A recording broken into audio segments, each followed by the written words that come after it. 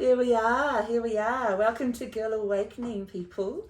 Today we are mixing it up a little bit, and it's me using a Joe voice and projecting big time.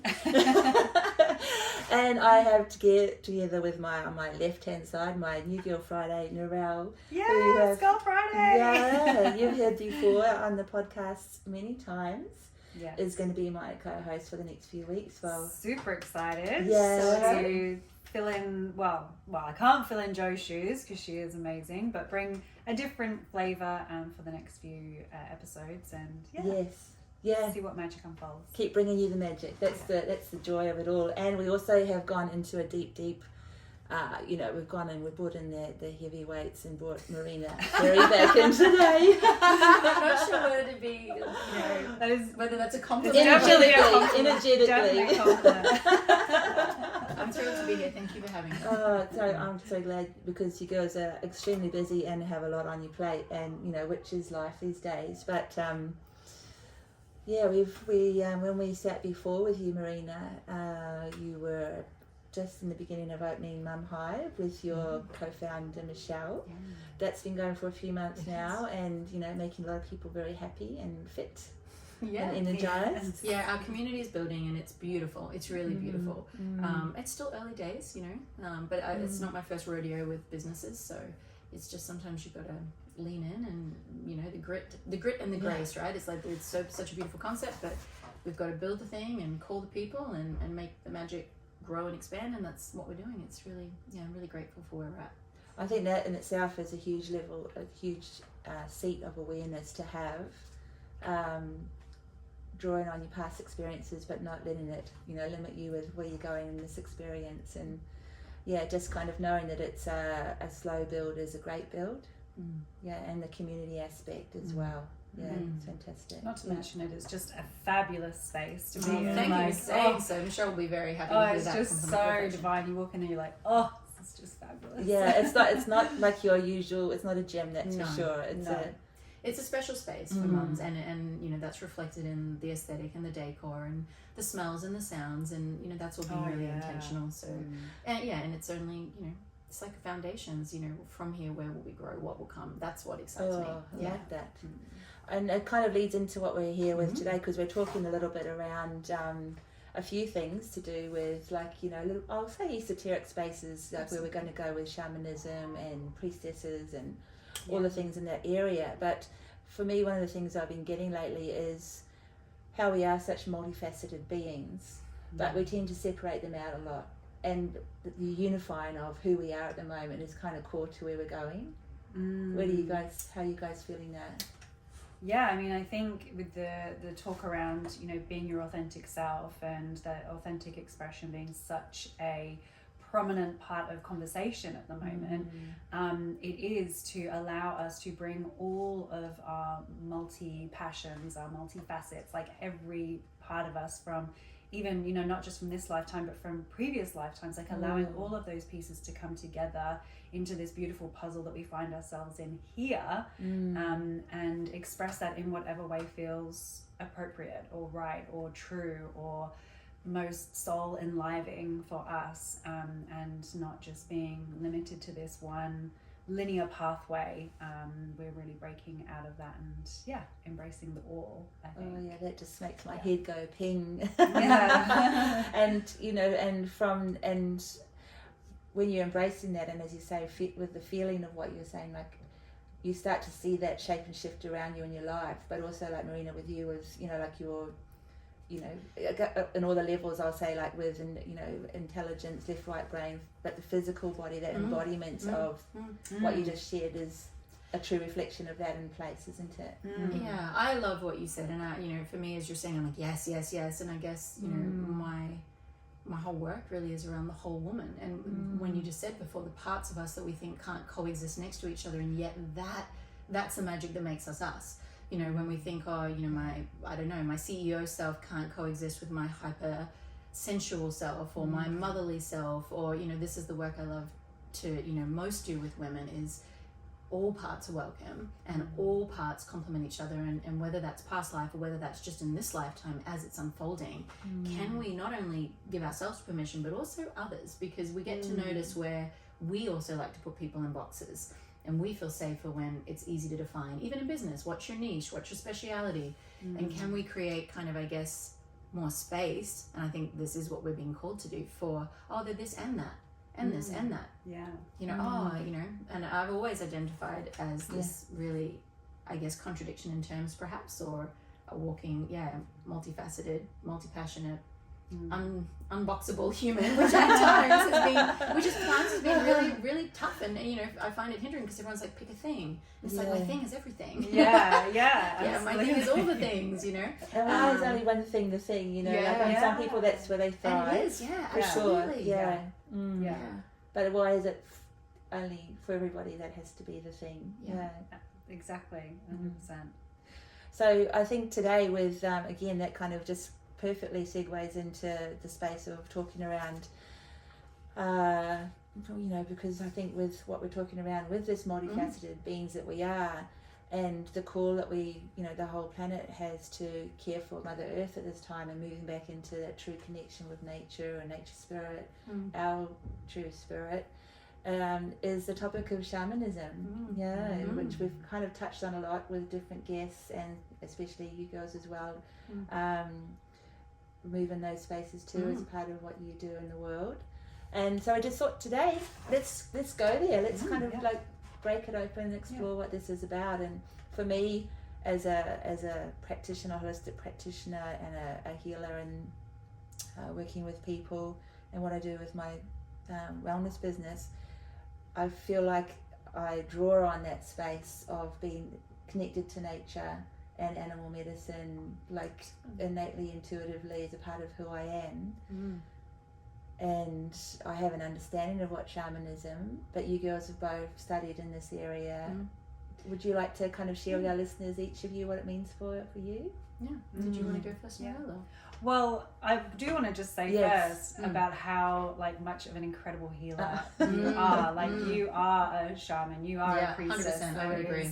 Just so much magic that you bring to, I mean, every space that you move through. Like, you know, we're going for a walk on the beach, you can feel this presence. But I've had the privilege of working with you in a more somatic way through divine facials, and I have heard not about just these. a facial. Let me tell you, for the available time I slots. have never experienced anything quite so magical in that space in my life, and so there's a lot of magic in this woman right here, and definitely. So, but we were just talking a little bit offline, and I really love what you were saying about you know, what it means for you. So I would love for you to. Well, for those listening, maybe just to frame, you know, both Narelle and I actually undertook, I guess, our formal shamanic training together. And that was, you know, a beautiful unfolding and very special for both of us. And, you know, if people were to ask me, you know, and I'll just pause and say, I guess starting right from where you said about the wholeness and the pieces coming together, you know, there are people in my world who would have no clue that I'm trained in shamanism, no clue that I'm trained in, you know, theta healing, holographic kinetics, which is Aboriginal law, you know, or even, you know, family systems and constellations, which are all esoteric concepts. And for me, as someone who's always studied broadly, the through line is always super clear. And that's why I study so broadly, because to me, there's like this midline that pops up. And so I'm really happy today for us to talk about these things that people often think are super woo or super out there, because more of us are actually shamans than we know. And so if you were to ask me, what is a shaman? Firstly, you know, I didn't know before going in that, you know, I thought shaman, if I'm honest, was someone from South America who did, you know, I don't know, you know, dress a certain way and twinkled or shook a little weird, a weird stick and made weird sounds. And that's kind of what my idea was. But the truth is that all cultures historically have their own term and name for shaman, and shaman is actually just a generic term for a medicine person, man or woman. And then even beyond that, if we dive deeper and we look at that, how, you know, how it shows up, I mean, there are multiple categories of shaman, whether it's healer or spiritual healer or messenger. And, you know, some will show up with herbs and remedies, and some will show up more just to channel or soul retrievals or, you know, different forms. But at the end of the day, what defines a shaman is that union. And you actually, I feel, I don't know if it was off or on just a second ago, Amanda, but you said, you know, oh no, you drew the card before we started, yes. and it said the union of heaven and earth. And I said, that's perfect, because a shaman is the union of spirit and earth. And I think anyone listening who identifies as someone who is here to serve their medicine on this plane, the earth, what we're serving is source power, which is spirit, and that, in my definition, makes you a shaman. You know, whether you identify as one or not, whether you've done the training, whether you think you're entitled to use that term, my invitation is a shaman is simply a medicine person. So if you serve medicine, and if you unify that spirit energy down into this earthly plane, then you're a version of a shaman. You know, and shamans have used tools, of course, over the years, you know, whether it's rattles and drums, and we love that rattle and drum, you know. We can talk more specifically about those tools and what they do, but I mean, we see modern day sound healers. To me, they are modern day shamans. And so, you know, I mean, Narelle and I, we don't identify necessarily as coming from a specific culture. We haven't done a formal mentorship from birth, you know, and initiated that way, but our souls have been called to this work, and we certainly identify, I speak for myself, but I feel you agree, as a modern shaman, amongst absolutely. other things as well. And that's the wholeness piece. The wholeness piece.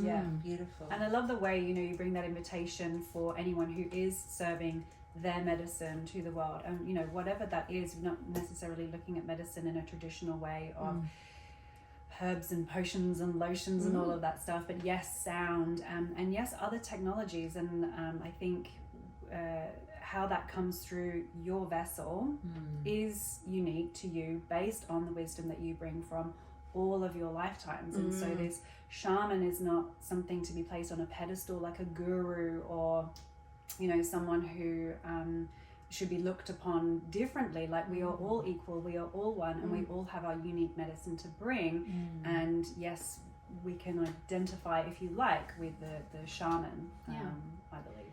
Yes. And if I can add to that conversation piece, you know, for someone, if they're like, okay, but what is shaman then, and how is it different? And I guess, again, as a student, what I remember thinking, oh, that's a distinction that I can really, I guess, identify with or see as being specifically shamanistic, but equally relevant in other realms, is this soul sickness. And you know, our society has an epidemic of soul sickness. So when we say who's a shaman, I would argue anyone who's so or at least enough connected still to their original light source, you know, spirit channel, that they can, whether it's through song, whether it's through art, whether it's through the way they teach, whether it's their presence, whether it's their motherly nature, if they still can bring that light of love, then they're embodying the shamanist energy. And as shamans and, you know, medicine people, what we do is we heal soul sickness.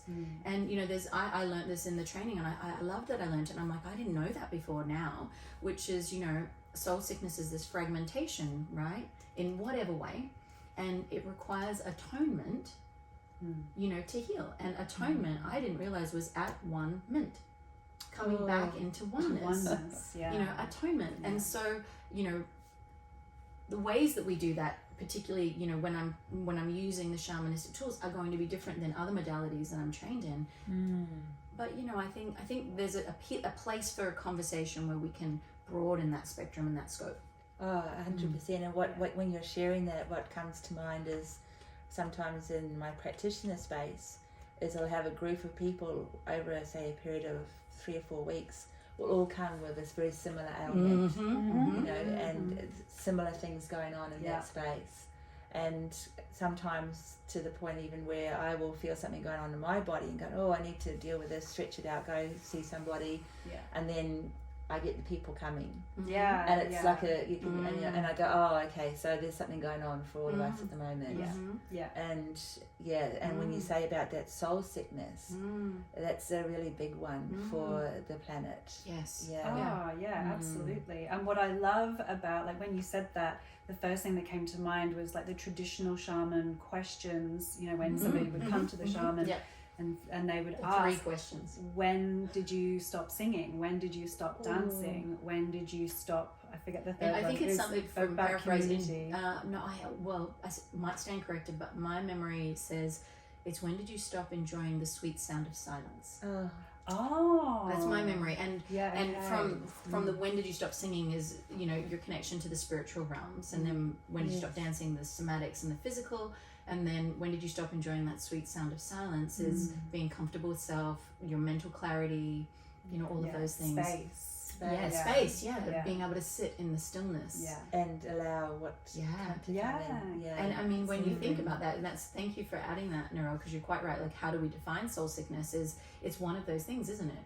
You know, we're so mentally and achievement orientated, especially a Western culture, that many women, and we know this, and ourselves too at times, we struggle to discern and hear that divine guidance because of the busyness and the disassociation from the physical body, from the heart space, and from our channel, which is constantly available to us, but we've turned off and plugged up and, you know, dialed down and turned our back on, and we're sitting there wondering why we've been where's my spirit? And they're just like, what, looking at us, waiting. Well, you just need to pull back a few layers there so we can, you know, the clouds are just covering the sunshine. But one of the guests recently said something around issues where people have with meditation is because they don't, how we attribute value to it. It's like not monetized or not achieving something that's, you know, apparently measurable. So we don't make space for it. The productivity in that. We put it back in when I have time, but you know, we have there's almost this industrialization of the individual, isn't there? Like, what's my output as a factory? What did I do today? What did I achieve today? Oh, and does that move the needle on those perceived outcomes that are valuable? And yet, you know, and Narelle is such a beautiful embodiment of someone who's so committed to her meditation that you know, I see her as a role model in that space, for me at least, because I can be, you know, on and off my meditation, my formal, more sit with spirit meditation, and of course when I make the time for it, the clarity that comes flooding through, you know, is insane, and the calmness. And then how are we not more productive in every other realm when we're more centered and more aligned? Of course we are. And I think we're scared of that, actually. I think it's more, you know, the excuses of I don't have time and all the things. It's like, I'm scared of that peace. I'm scared of that calmness, that power, that clarity. Like, well, and adding to that, you're quite right. I'm also scared what Spirit's going to tell me to do, because I might not want to do it. That has happened a lot lately. Oh yeah, I can relate. Yeah, when I hear Spirit loud, and it's like, really, I don't really, okay. I don't know if I want to do that, but I will. So sometimes I'm like, at the moment I'm busy doing all my naughty things that I know you don't want me to do. Myself. Yeah, it's a little bit like that. It's the same reason people don't go to the dietitian or the PT. It's like, I'm busy being naughty. I know what I'm supposed to do, but I don't want to do it. And meditation's kind of the same. It's totally the same. It's like, I know you're going to tell me to drop this, but I'm really committed to it. Exactly. Yeah, I want to know, but I don't really want to know. Exactly. It's going to be life changing, but I don't really want to change. Well, you know, it's so true. Like, tell me what to do. Not that. Tell me the more comfortable, awesome, instant gratification thing I can do. Give me one more sign. Give me one more sign. And then a sign. A different sign. A sign of a sign, Oh, it's so funny. And when you say that, the first one around singing too, just going back to that, one of the first questions, I was listening to something the other day of some people who are working with a very small community. It's sadly getting smaller and smaller in Mexico, and they're the caretakers of this lake that comes from below ground, like it's and the water there is incredible, and all the properties of it. It's just, you know, basically like cosmic water because of the way they take care of it. But one of the things they do is they sing to the water. Oh, I love that. That's so cool. And it's just you can just feel what that means. It's so interesting, you know, because, and again, this is, I guess, this duality that I feel so strongly in myself, that I feel society still sits either side of this fence, right? Because we hear that and we're like, oh, that sounds so woo, that they sing to the water. And before, when you mentioned, you know, someone has a thing and it's similar to another thing, and yet science clearly just can describe and you know, tell us, well, that's M fields. We know what M fields are. That's what the animals all hear and move in one piece. So of course, when we're all feeling and suffering with the same on as we gather together, it's a vibrational match. And then the same, you know, with the water. Of course, the water is going to be buoyed with higher properties of healing because it's buoyed with higher frequency, you know. And what is it, not Moto. Was it Dr. I'm saying his surname wrong. I've said his name many times. I love his study of water. You know, the water, with the crystals. Yeah. From what the bleep do we know? Apologies. Yes. And we are trying to give credit, but He's been a little bit overshadowed by some of the people that are, you know, like Vedaros and things like that, are just carrying on his work. I love the study of that is just beautiful. And I keep saying I want to do something. Every time you bring it up, I'm like, I want to do something with light language and freeze it and just see what happens to the water. Because I speak and sing to my water all the time. So I'll do it. That's what you should become, a light language infuser of water, and people come to you like a well. They'll come to your water. They will come to the well of Narelle. Look at that! It's like the well of Narelle. And the well of Narelle. And bring water and it's a thing. Yeah, let's lock and load. I'm about it. I'll do it. Yeah, sign me up. Well, because on that note, because you know, Narelle, one of your, I'll say, you know, facets is the light language queen, and so would you classify being, you know, this expression of yourself that brings through song and codes and language as like a shaman expression, or like how would you? I mean, I definitely see it as my medicine. So it's part of my medicine that I'm here to share. It's a part of my toolbox. So my shamanic toolbox, you know, that it all kind of rolls into one for me, for sure. So I would definitely consider that to be a shamanic tool. And you know, I'm just thinking for someone listening too, you know, if they're thinking, well, how would shamanic practices serve me? You know, do I need to see a shaman, for instance? And I guess as I was listening to you, I'm like, you know, I do a lot of, I guess, traditional transformational coaching, you know, working with people's subconscious codes and timeline therapy and helping them repattern and reprogram. And I find that's really valuable to a point. Yes. And then often with certain clients, particularly if they're, you know, and this is the sickness of the Western world, let's be honest, heavily attached to that mental conceptualization, and they want to think it through. And there's, you know, in the growth space, and particularly that when I say growth space, I mean personal transformation, evolution, and you know, enlightenment, if that's what they're moving towards. I feel that there can be a stuck zone where it's like, well, I know my pattern, so now I know everything, but nothing's really shifted, nothing's evolved or shared or changed really. It's more a heightened self-awareness, but we're looping and almost double downing on the issue because now we're judging ourselves for it, or it's still there, or why is it not gone? And you know, we can get stuck in the growth arena. And a name, a label. Exactly. Now, well, you know, that's my attachment style. Okay, and you know, or whatever. Very attached to that attachment style. Very attached. Now it's just an attachment to your. You weren't anxiously attached before, but now you are. Now you are. Now you have a job. But I think with you know, for someone listening, like, what would you go say to Narelle or I from a perspective of our medicine bag of shamanism is you might want a power animal, for instance. You might want to be gifted, and you know, for someone listening, like, well, it's a power animal. It's almost a metaphoric even example of what you need to do to better move through a challenging time through the metaphor and the messaging of the animal. And of course, then you can have it as an ally, you know, as well, to kind of adopt and, I guess, embody some of the traits that aren't yet, you know, alive in you, because we have access to all of them, of course. We're all part of the wholeness, but it's like getting that clarity on that. You can also do soul retrievals. You can also do, you know, auric cleansing and release of attachment and even entities. So there are things I've noticed that certain clients, you know, we've made transformations in certain areas where they're just a little more stuck. Sometimes having that shaman journey, because they just get to, I guess the difference for us, if I think about it as a practitioner, is every other journey or every other tool or modality, you're utilizing the client for them to extract or for them to whether consciously or subconsciously, they're pulling it through. Bringing the medicine but you facilitate it through the skills that you have, you know. And then with shamanism, and it took me a while to really be okay with this based on, you know, my other skill sets, is you journey for the client. So there's a nice passivity in some ways for some people who are like, I'm exhausted from the growth work, can I just let this go? Let us do it for you. Because, you know, traditional shamanism is we'll do the spirit heavy lifting and cleanse and clean for you. And that's why, you know, they used to go to the shamans back in the day. It's like, we're ill, like heal us. And so there is a nice passivity, but forewarned, if you get a full shamanic auric cleansing and auric surgery, you know, you can feel a bit wiped out for a couple of days, because it's a complete reset. And it is, it's like your whole field got glossed up and gleaned out. But, you know, the same when we detox anything, we can feel a little... there's a real integration required. But then, of course, you'll feel amazing. Exactly. So. And I mean, I love the passivity.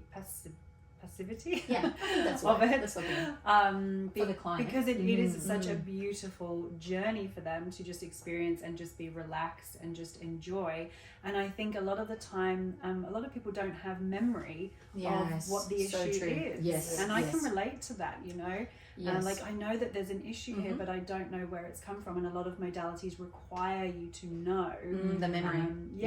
That's a perfect example. I think I was telling you about a client just last week that was exactly the case for her. That's right. And then I did a soul retrieval, and I was like, oh, this is exactly what I saw. And she was like, oh my goodness, that makes so much sense. I didn't. And then she then spoke to her dad, and that memory was real. And she was like, oh, I would never have thought of that. And it also, the other one thing I will say, and I've said this before about growth work and people who are resistant to go and look, is so often we think it's going to be scary and dark things because of either the languaging around it, you know, like I'm a bad person, or I don't deserve good things, or there's no one here for me, or whatever we're saying.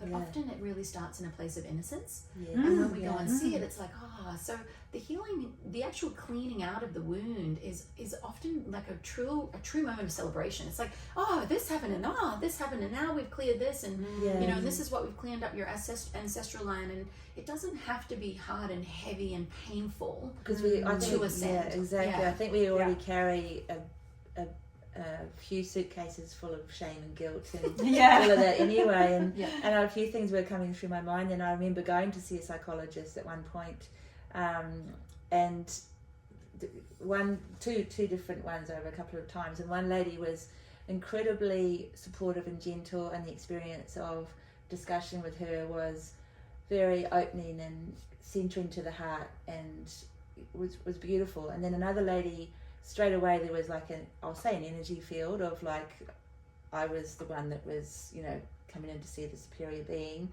and I felt myself blurting out all kinds of things in the first 5 minutes that made me feel really shit about myself and had nothing to do with why I was there.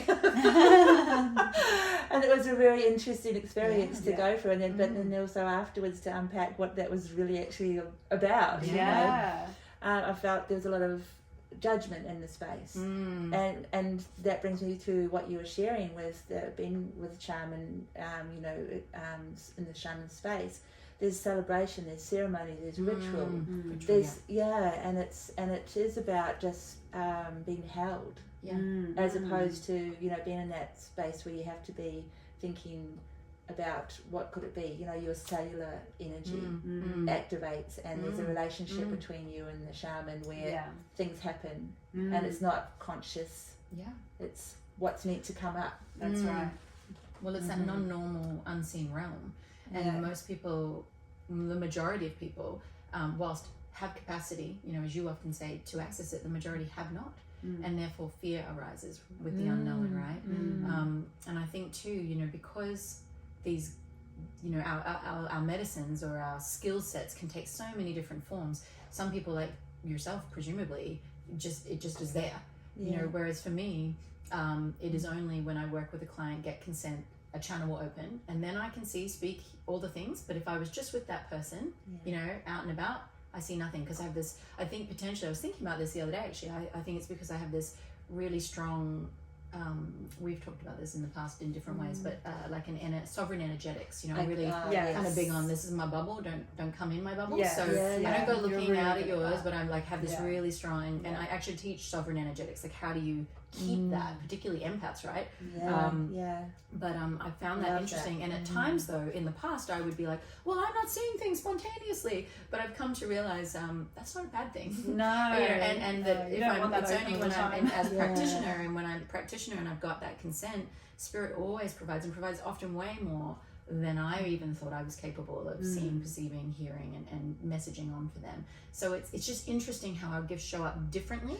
And I think going back to that psychologist, obviously they have their set of skills and their gifts, but not all of us feel safe when someone reveals their magic, you know? It's like, oh, what is that? What is this? Like, what? And it comes back to the box. Like, what box can I put this in? Like, I'm not familiar with this, so what do I do with it? And then that evokes a fear sensation in the body.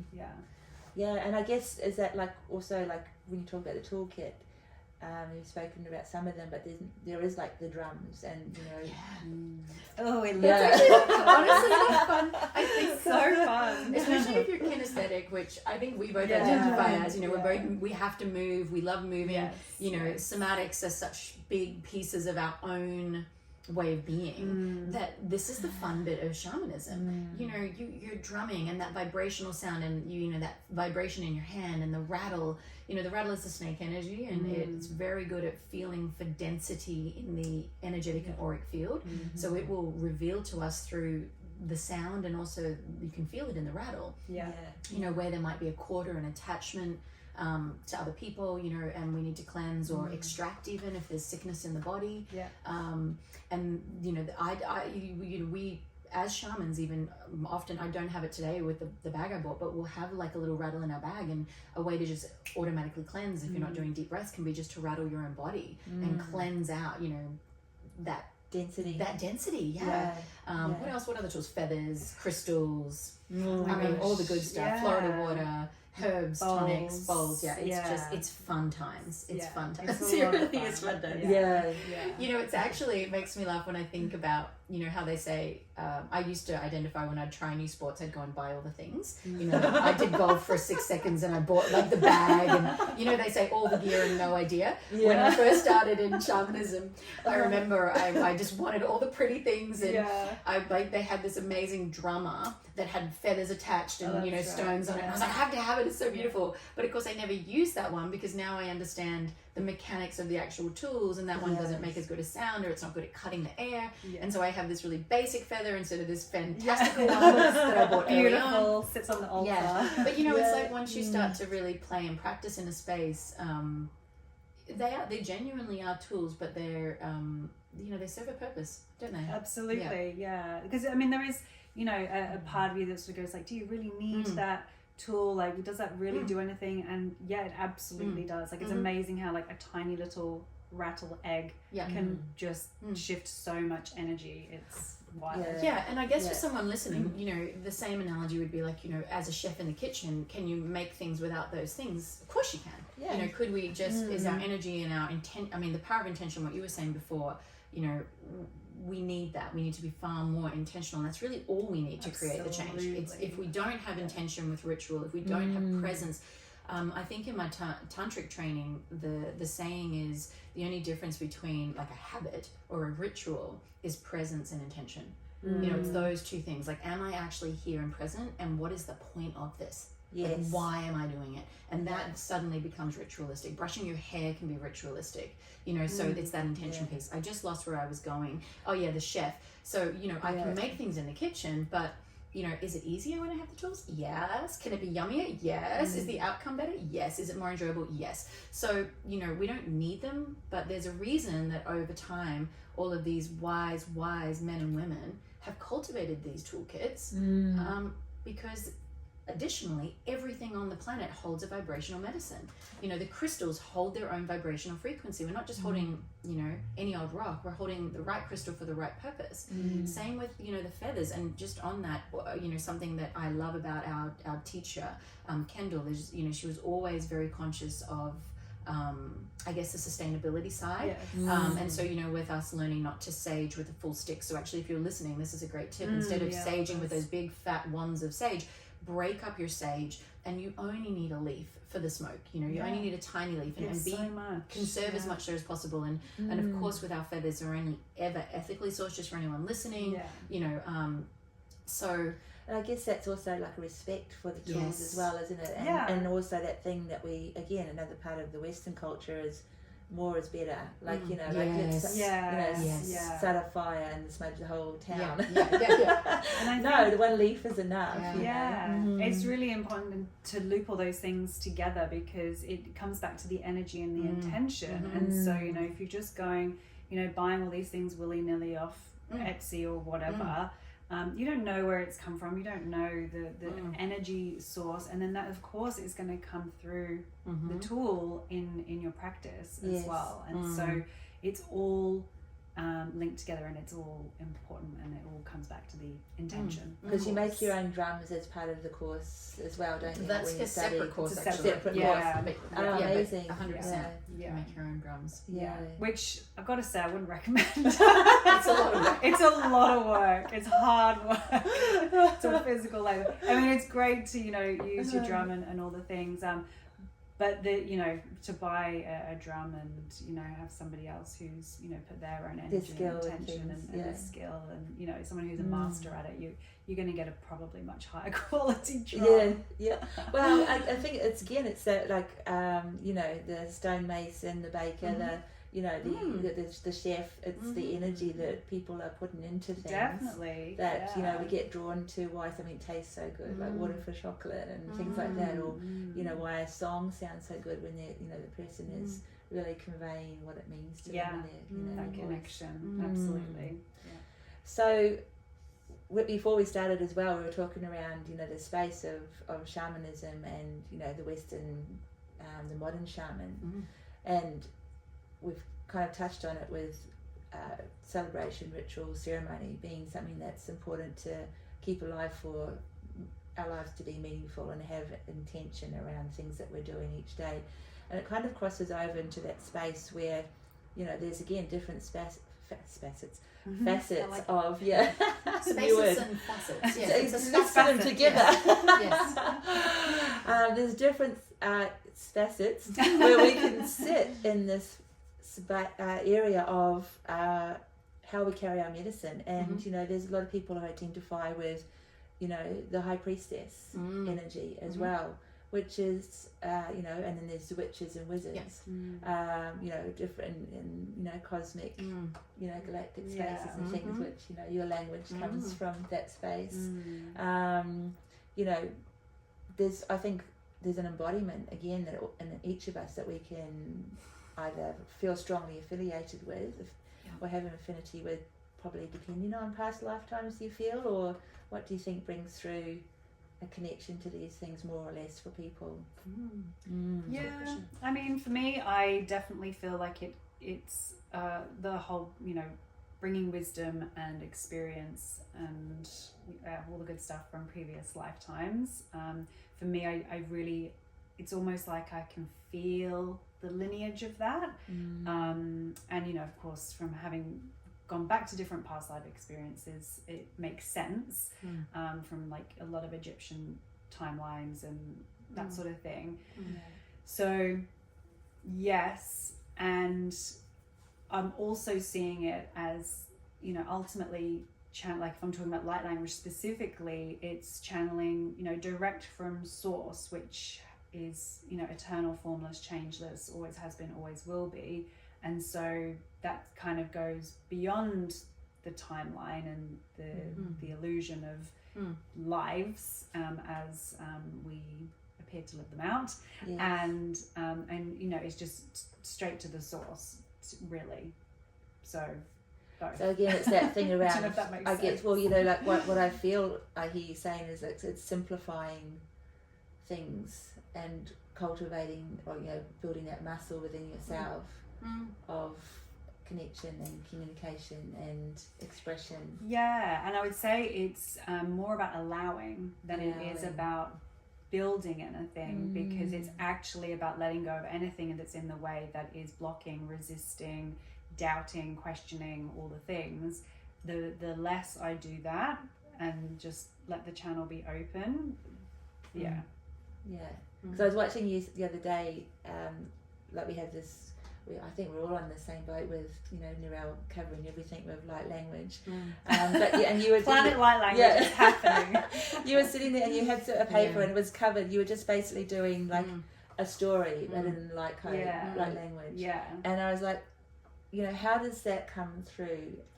I don't know. Yeah, see, you don't want to know, do you? Just, No, I don't. Yeah, to come through. If I think about it, it just doesn't work, and so I just get out of the way and let it happen, and that's what happens. Yeah, we were actually talking the other day on a beach walk, Narelle and I, and I was saying, you know, my perspective of Narelle is that she is the embodiment and the example for people to just trust spirit. You know, it is, you don't need to know what you're doing. So it's perfect. I don't know what I'm doing. That's great, because spirit is guiding. And that's what you live, that's what you embody, and that's what you teach. Yeah. You know, and so if I was to answer your question before, Amanda, about like, why do some people identify as whatever? I'm not sure if that's what you were asking, but kind of. I guess for me, when I feel into it, and I mean, the answer is none of us know. That was the question. I would, my apologies. Well, no, it's more, good, you know, I think it's just for me, I'm like, I feel like the, you know, source, I guess, at this moment in time, we need all aspects represented, you know, is how I view it, because the allness can't not exist, you know, the allness is always there, as you say. And then, so, you know, whether, I mean, the soul is the part of us that we can't see, that exists eternally, that is tethered to spirit, source, you know, whatever you choose to believe around that. And so perhaps I have past lives in whatever realms, but in this lifetime, what soul expression, you know, is what am I being called to embody, to feel into? And if we give ourselves time and space, like for me, now I've come to a place where I'm very comfortable to say I identify as a white witch, more than say a priestess or something, you know, and that can take very earthy elements, or it can feel a bit more ethereal at times, but it's just very much that energy. Have I had recollections of Egypt? Yes. Have I had all these things? And I think it's less about necessarily I'm the incarnation of something, because I think that ideates someone into this individual concept, and more just in the collective at the moment. That's the energy. I'm here to be of service and serve. That's kind of my portal or my fractal of the whole.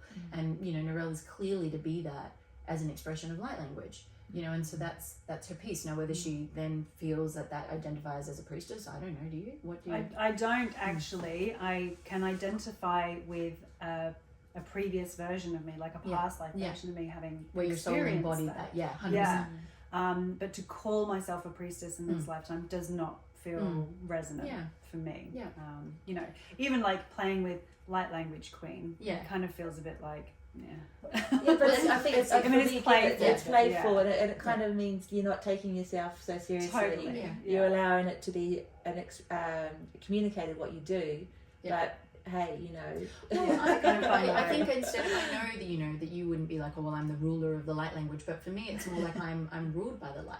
You know, as the queen, that's who I serve. You know, the queen is serving that, you know, for me, that's how I interpret it. But I think, you know, a juicy conversation, you know, that I guess I'd like to speak into is this idea of, if you identify as that, then so be it. You know, and if we could just allow that more. So if my skin doesn't represent tribal warrioress necessarily, but my soul does, then let me be in that expression in this lifetime. You know, I sometimes get mind boggled at how we're not more, or more of us aren't more aware that we're more than our skin suit. You know, and that we can get really stuck in, oh well, you're a white girl of privilege, who are you to, you know, use this ancient technology? Well, and as you know, I think, Narelle, we've had this conversation before, our teacher, and I loved her perspective. It's, you know, the modern shaman is here to deliver that specific shamanistic medicine to people who probably wouldn't have reached it this lifetime because they didn't grow up in that culture. You know, so Source will use all types of strategies and tactics, and if it takes, you know, a city girl or a, you know, someone that looks completely different to start speaking into that, they get to reach a whole new audience, and that medicine gets to reach a whole new crowd, and maybe their privilege and their money allows that and expands it. And isn't that a beautiful thing? You know, so it's just, if we looked at it more as, instead of this individual, who's doing it, who's bringing it, are they entitled to it, and more, what is this medicine and how does it serve us, and who cares who brings it? Let's all, or who wants to, or who needs to drink from that well. Yes, and bring yours too. Like, we all need to show up more in our medicine, and more in our magic, and more in our light.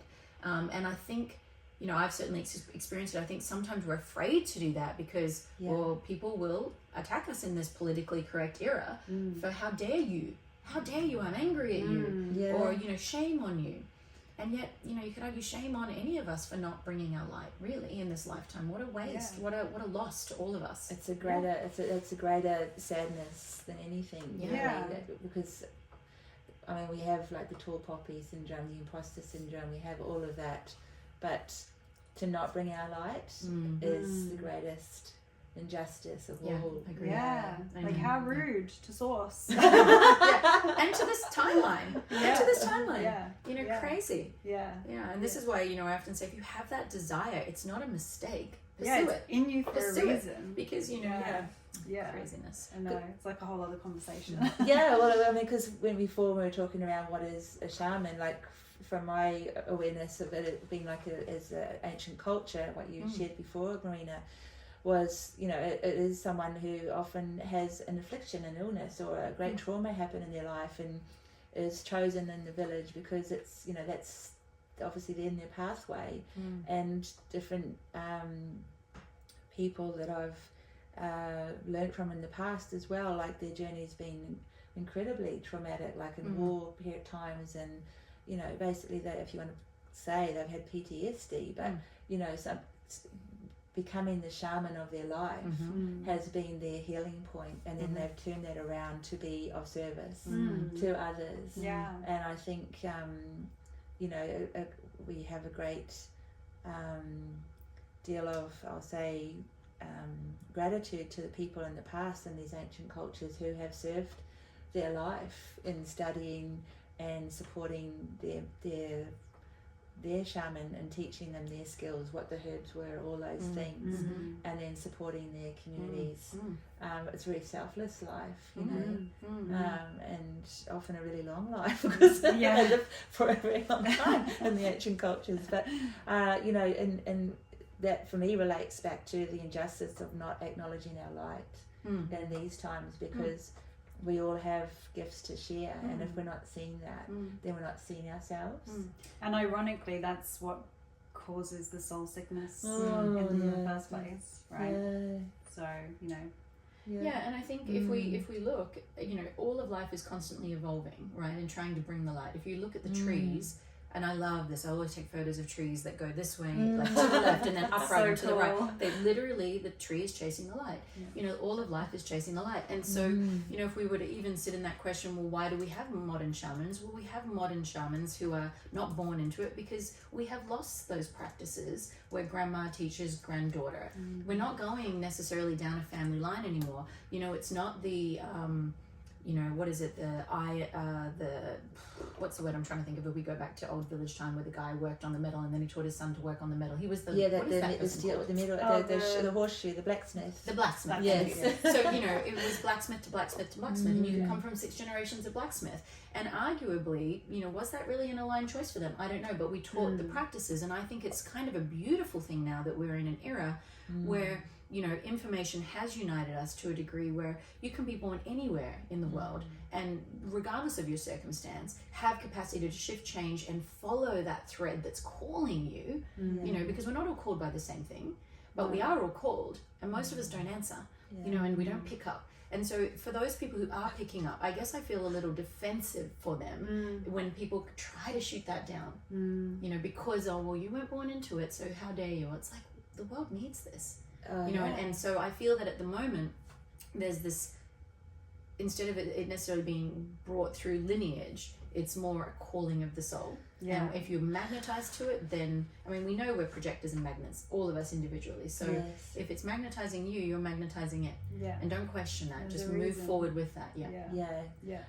And that comes to that, you know, the big picture in the world where we look past race, we look past colour, we look past sex, gender, you know, we look past privilege, as you said before, and it is about the soul. It is the light that I see in you, see in me.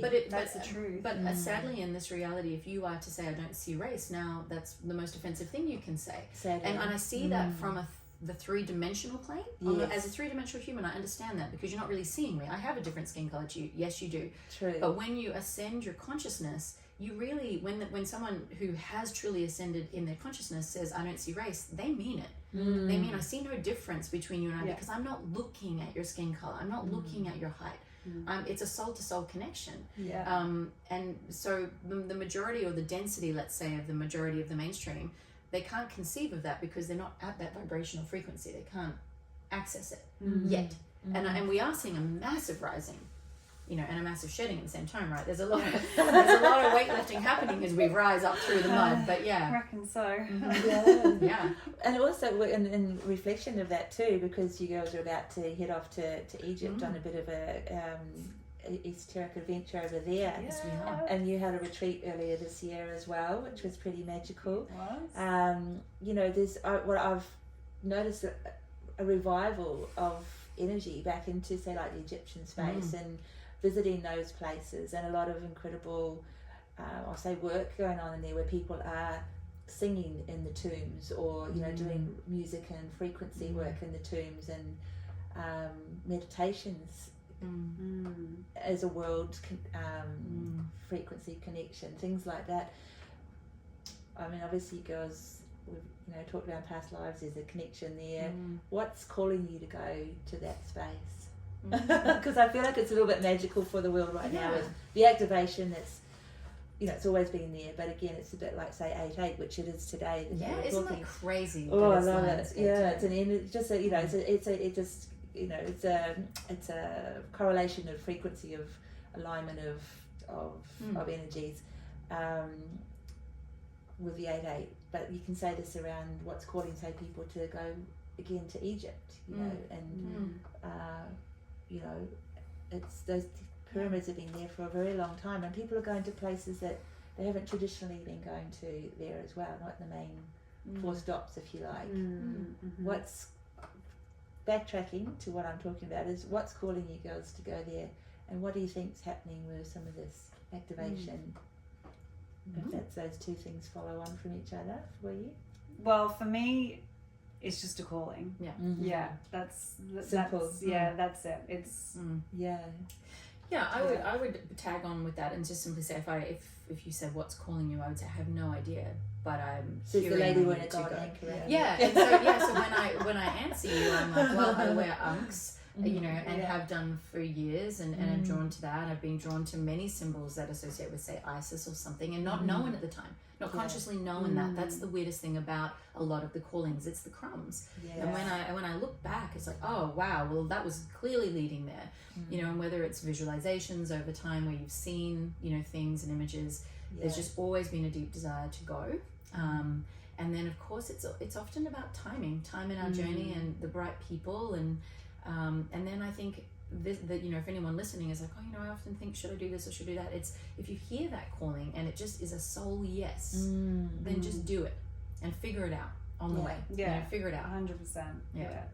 Make it happen, book it in, and just let it unfold. So, what will unfold there for us? Who knows? I feel a lot of magic. I think it's going to be pretty... Maybe we'll come back afterwards. Well, that's kind of why I'm asking in a way, actually, because I thought I would just we'll have a little, it's kind of a simple... And again... spot at the moment, but later. Ooh. And I think in answer to what's calling us is the light, just like the tree. More light, whatever that is, for more of whatever that more will look like for each of us. It's just more of that, and that's the magnet. I love that. And because I think for me, like travel, like I love travel, and I think like in Joe and Trev traveling off across Australia at the moment, I often think when we're traveling, where it's activating footprints, like past footprints, light footprints, there's a reason why, when you're following that soul guidance, you are meant to be in that particular place. There's something within your technology of being that activates something in that land, or vice versa.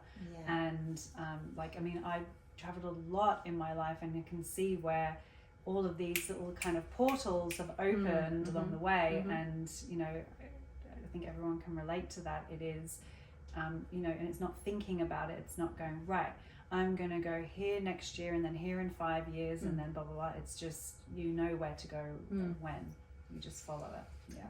And I think collectively, because there has been an awakening, and we are in the midst of the portal of a big consciousness uprising.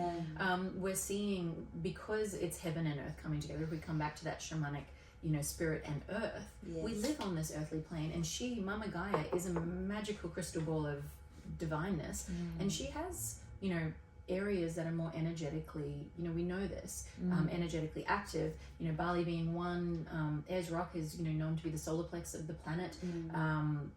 And so these grid lines, and the Aboriginals, know all about the grid lines across Australia, and that's what Walkabout was all about, as a rite of passage. And is this a rite of passage for Narelle and I? Quite perhaps, but we don't have potentially, wise elders saying this is your rite of passage, go now. So we only have our gut instinct, and we're both at a point in our lives where we're attuned enough to listen that we'll go.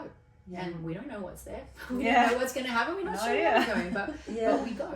And we go. And I think the beauty of it is going without that expectation that X, Y, or Z is going to happen.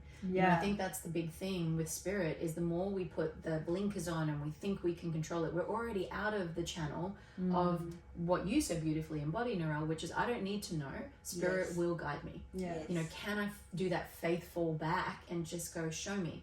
Reveal to me, I'm listening. And it's certainly in the work of the shaman, if I keep coming back to kind of what today's about, that's all we do when we step into that role as a healer for our client's highest good. We get out of the way and we let spirit guide. We don't do anything unless spirit directs it. And even if our mind in the background is going, really, what? It's still like, okay, and then spirit will, provide, and spirit always provides. And when I'm outside of that context, I can be sitting there going, oh, little Marina, as I call her, who forgets how big we all are, and how connected and supported we all are.